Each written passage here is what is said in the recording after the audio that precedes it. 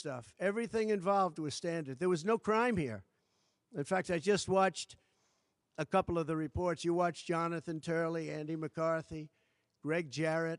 You look at all of these people, Mark Levin, all very talented people, great people, many more, many more. And they don't know me, essentially. They don't know me. They're legal scholars and experts. But I look at them. I watched Turley this morning saying, there's no crime here. Everybody says there's no crime here, except for this DA that's got the city out of control with crime. It's absolutely out of control. So we have an NDA that was signed. We have legal expenses. And here's the thing on legal expenses. You have 100 where they say, they do a charge. I just recorded this out. Falsification of business records in the first degree. It sounds so bad. I said, wow. And even my own lawyers, I get very upset with them because they don't say what it is. They say, well, falsification of legal records is only a felony. Well, that's a lot. Is only they say a misdemeanor. But they try and bring it up to a felony if there's 2 crimes. They have all these different things. The other thing is they missed the statute of limitations by a lot because this was very old. They could have brought this 7 years ago instead of bringing it right in the middle of the election.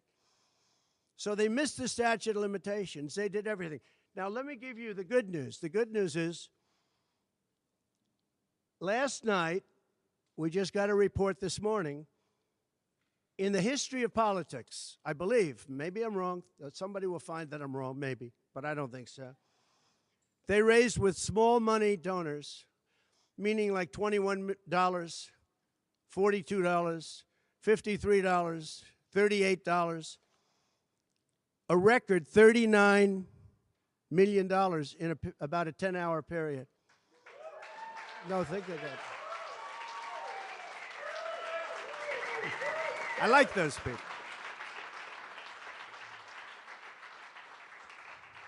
Because so far, I guess it's backfiring. Now, I don't know.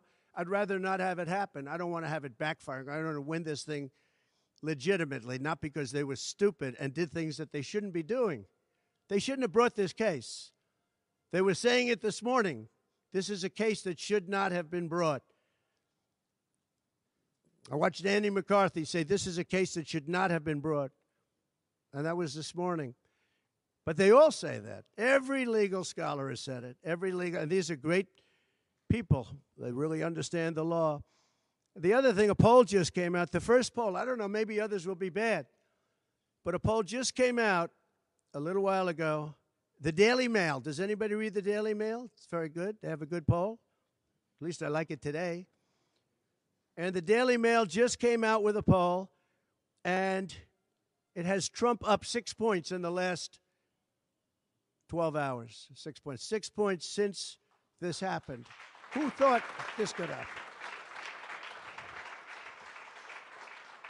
Because the people of our country know it's a hoax. They know it's a hoax. They get it. You know, they're really smart, and it's really something. So we're going to be appealing this scam.